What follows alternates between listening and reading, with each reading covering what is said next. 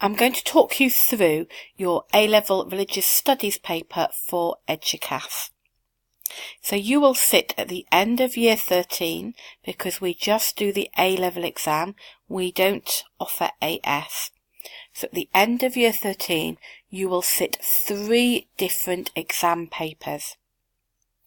Component 1 is known as a study of a religion, and at Lytchett we study Christianity, and so your first exam paper will be your Christianity exam paper.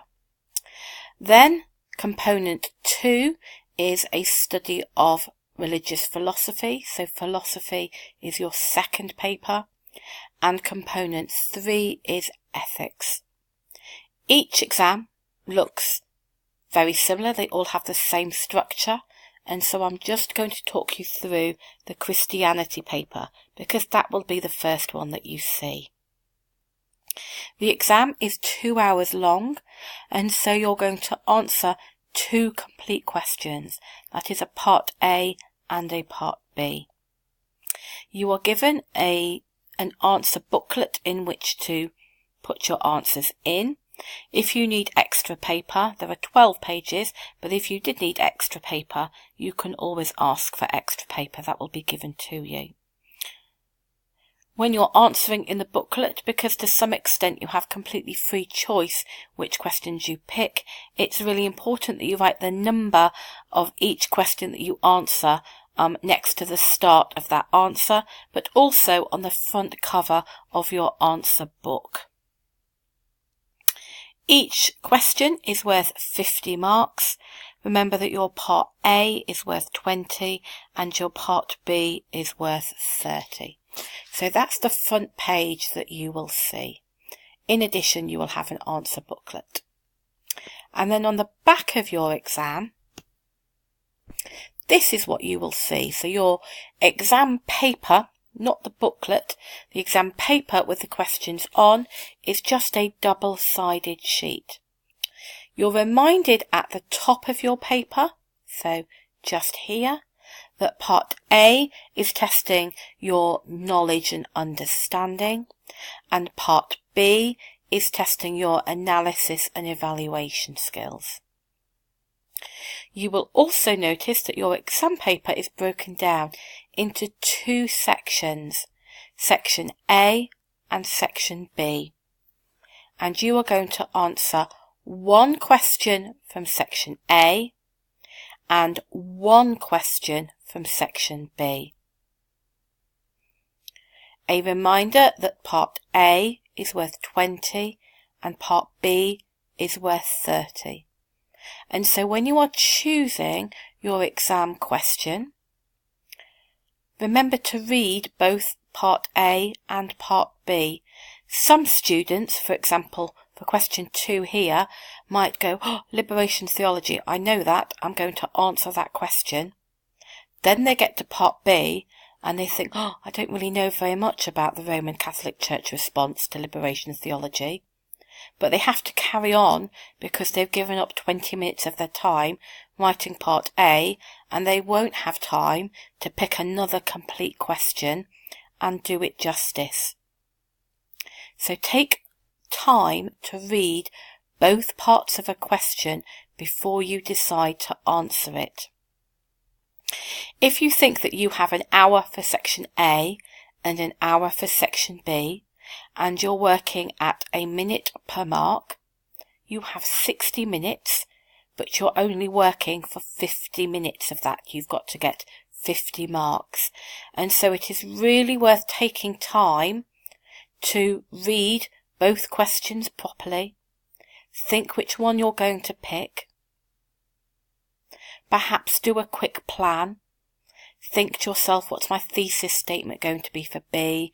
What are the scholars that I'm going to pick? You have the time to do that.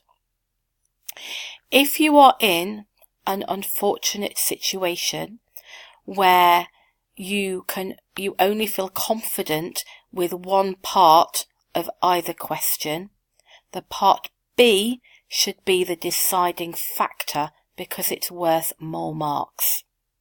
So if, for example, we look at question 1 and you thought, well, I don't know very much about answering 1B, but I know 1A really well. And then you look at question 2 and you think to yourself, oh, I would struggle with 2A, but I could do 2B. You would answer question 2 because you're more confident on the section that carries more marks. Hopefully you're going to find a question in both sections where you're confident with both parts of the question. In addition, if you pick question 2, you have to answer 2A and 2B. You can't do 1A and then do the part B of question 2. So if you complete a question, do both parts of that question. You can't mix and match. So in section A, they pick one theme and they force you to pick a question from that theme. So in this particular exam paper, which is the sample exam paper, these are 2 questions from theme 4. And that is why it's important that you revise the whole course, because if you had revised 3 of 4 themes and you'd left out theme 4, this is going to be a nightmare exam because you're being forced to answer from a topic that you haven't revised for.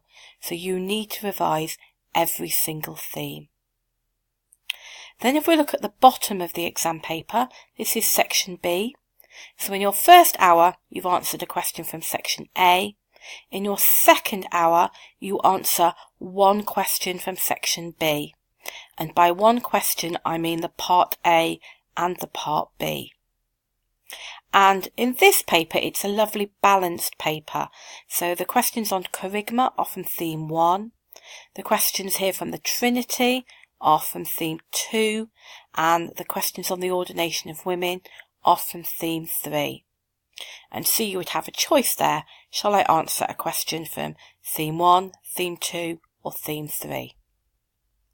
However, the papers do not, in theory, have to be that balanced, so they could leave a theme out and here have 2 questions from the same theme, which again is why it's important that you have revised the entire course. So just as a reminder, your exam or each exam paper is 2 hours long. Christianity first, philosophy second, ethics third. You answer in an exam booklet. You put the numbers of the questions you've answered on the front of your booklet and next to where your answers are. Your exam paper is broken down into 2 parts, section A and section B. They put 1 theme into section A and they make you answer a question from that theme, so revise the whole course. And then in section B, they put a variety of questions from the other themes. Each question is worth 50 marks in total, and we suggest that you work at a rate of about a minute a mark so that you have time to thoughtfully pick your questions and to do a brief plan before you start writing.